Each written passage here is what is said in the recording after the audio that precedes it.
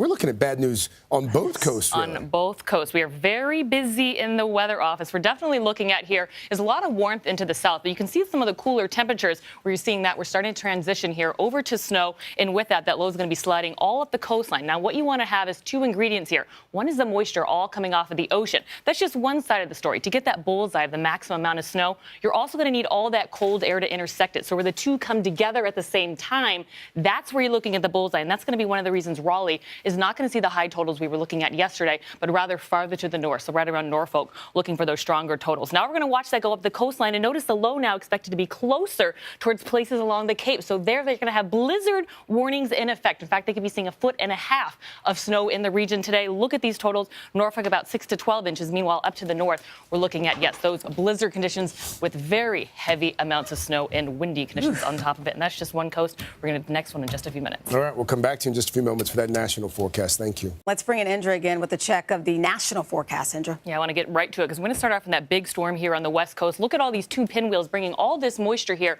right in through California. So with that, we're talking about heavy amounts of rain, as much as 20 inches in the higher slope. That's a look at the big picture. We'll look at your local weather. So it's important to note, I know a lot of you heard there were about 7 feet of snow in places like Squaw Valley. Yes. A lot of rain on top of that. Huge flood concern in the west coast today. All right, Indra, thank you.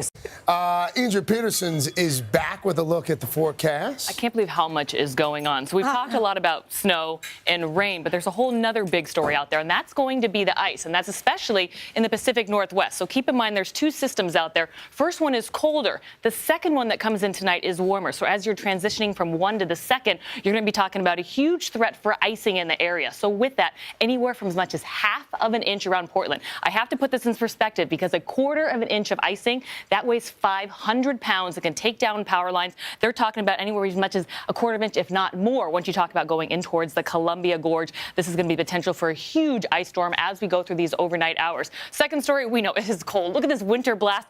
Anywhere you're seeing the snow, this cold air is going to be lasting out there. In fact, all the way as we go in through Monday. Never thought a studio would feel so warm. Look at these temperatures. Looks like 20 degrees below average as you go in through Charleston. As we go in through Sunday and Monday, yeah, this doesn't change. So You have the forecast, I guess, for storms on both coasts. Unbelievable how much is going on. We're talking about rain, snow, even icing threats are out there. It really all has to do with how cold the air is and how far south you're seeing it. Right now this morning, already seeing some showers or snow showers around D.C. Down towards Raleigh, they didn't get as much of that cold air in time. So you need the warm or moist air combining with that cold air coming down, that Arctic cold air, at the same time in order to get the heavy amounts of snow. That's the reason that Atlanta did not get the snowfall that they predict, but they did get a little bit of a wintry slush out there. Meanwhile, we're going to watch this low. We're going to watch it cruise up the coastline today, making its way to the north. It looks like it'll be pushing farther to the west today than we thought originally. So now around the Cape, we're going to be talking about blizzard conditions. We could see even as much as 18 inches of snow in that region. There's the totals again, heavier farther down to the south, going up to the north. You'll see those bigger numbers there. I want to quickly drop you off to the west coast there.